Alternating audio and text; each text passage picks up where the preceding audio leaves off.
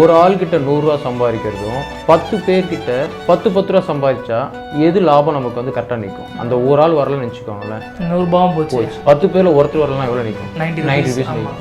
அதே மாதிரி தான் நம்ம டர்னோவர் எவ்வளோ அதிகமாகுதோ அவ்வளோ நமக்கு லாபம் வரும். ஸோ டர்னோவர் தான் மெயின். சப்ளை அதிகமாக இருக்கிறனால உங்களுக்கு கட்டுப்படி ஆகும். நம்மளுக்கு சேல்ஸ் பாயிண்ட் அதிகமாக இருக்கிறனால அது கண்டிப்பாக கட்டுப்படி ஆகும். நீங்கள் கடை எனக்கு ரொம்ப பழக்கம்ன்றதுனால நான் அடிக்கடி வந்து சாப்பிடுவேன். நல்லா இருக்கு. Vanilla pink flavour plus chocolate pink நல்லா பிங்க் ஃப்ளேவர். ஆமாம், இது உள்ள வந்து ஸ்ட்ராபெரி பிங்க்.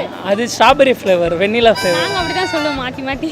வெண்ணிலா பிங்க் ஃப்ளேவர்னா ஸ்ட்ராபெரி கொடுக்கணும். கரெக்டாக உங்களுக்கு ஒன்றுமே புரியாதுங்க. ஆமாம், நான் அப்படி தான் கொஞ்சம் மாற்றி மாற்றி பேசுறீங்களா? சரி, ஓகே. எப்படி இருக்கு? நல்லா இருந்ததா?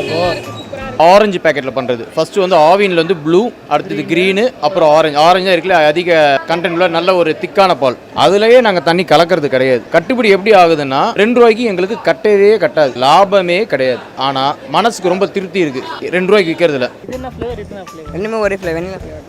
ரெண்டுமே ஃப்ளேவர். அப்போ ஒன்று சாப்பிட்டு இன்னொன்று வாங்க வேண்டியதானே? ஏன் 2 கேள்வி வச்சு சாப்பிட்டுருக்கேன்? நல்லா இருக்கு டேஸ்ட்டு. நல்லா இருக்கு. சரி, எத்தனை நாளாக சாப்பிட்றீங்க? நாங்கள் டெய்லிக்கும் அகாடமி போயிட்டு அப்படியே வரப்போ சாப்பிடுவோம். டெய்லி சாப்பிட்றீங்களா? வீட்டுக்கு தெரிஞ்சு சாப்பிட்றீங்களா, வீட்டுக்கு தெரியாது?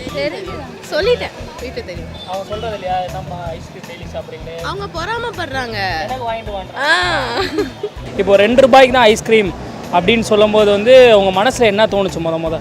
இதில் இந்த எப்பத்தி இதில் வந்து இது கிடைக்கிறது பெரிய கஷ்டம். 2 ரூபாய்க்கு கிடைக்கிறது அது பெரிய கஷ்டம். குவாலிட்டியாக கொடுக்குறாங்கன்னா அவங்களுடைய இப்போ வியாபார இதுக்கு தான், இம்ப்ரூவ்மெண்ட்டுக்கு தான் கொடுக்குறாங்க. இல்லை, எனக்கு ஐஸ்கிரீம்னாலே பிடிக்கும். மெயின் ரீசன் அதுக்கு தான் வந்தேன். ஸோ குவாலிட்டிலாம் அப்படிலாம் இல்லை, காம்ப்ரமைஸ் பண்ணுற மாதிரிலாம் நல்லா இருக்கு. சும்மா சொல்கிறாங்களோன்னு தோணுச்சு. அப்புறம் வந்து அதுக்கப்புறம் வந்து பார்த்ததுக்கப்புறம் பரவாயில்லையே 2 ரூபாய்க்கு ஐஸ்கிரீம்லாம் தராங்களே அப்படின்னு பார்த்தீங்கன்னா உங்களுக்கு இங்கேருந்து தான் ஸ்டார்ட் ஆகும். ஐஸு மேலே தான் இருக்கும், கீழெல்லாம் இருக்காது. பட் பரவாயில்ல, 2 ரூபாய்க்கு பரவாயில்ல. டீ வரைக்குமா தருவாங்க? பரவாயில்ல சொல்கிறேன். இது மொத்தம் எவ்வளோ ரூபாய்க்கு? 64 ரூபாய். 64 ரூபா தானா? 1 2 3 4 5 6 7 8 ஐஸ்கிரீம் ஒன்லி 64 ரூபாய்க்கு தான் வாங்கியிருக்காங்க.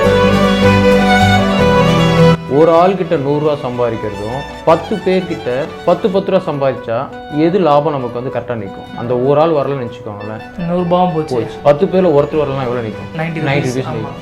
அதே மாதிரி தான் நம்ம டர்னோவர் எவ்வளோ அதிகமாகுதோ அவ்வளோ நமக்கு லாபம் வரும். ஸோ டர்னோவர் தான் மெயின். சப்ளை அதிகமாக இருக்கிறனால உங்களுக்கு கட்டுப்படி ஆகும். நம்மளுக்கு சேல்ஸ் பாயிண்ட் அதிகமாக இருக்கிறனால அது கண்டிப்பாக கட்டுப்படி ஆகும். நீங்கள் கடை எனக்கு ரொம்ப பழக்கம்ன்றதுனால நான் அடிக்கடி வந்து சாப்பிடுவேன். நல்லா இருக்கு. Vanilla pink flavour plus chocolate pink நல்லா பிங்க் ஃப்ளேவர். ஆமாம், இது உள்ள வந்து ஸ்ட்ராபெரி பிங்க். அது ஸ்ட்ராபெரி ஃப்ளேவர், வெண்ணிலா ஃப்ளேவர். நாங்கள் அப்படி தான் சொல்லுவோம் மாற்றி மாற்றி. வெண்ணிலா பிங்க் ஃப்ளேவர்னா ஸ்ட்ராபெரி கொடுக்கணும். கரெக்டாக உங்களுக்கு ஒன்றுமே புரியாதுங்க. ஆமாம், நான் அப்படி தான் கொஞ்சம் மாற்றி மாற்றி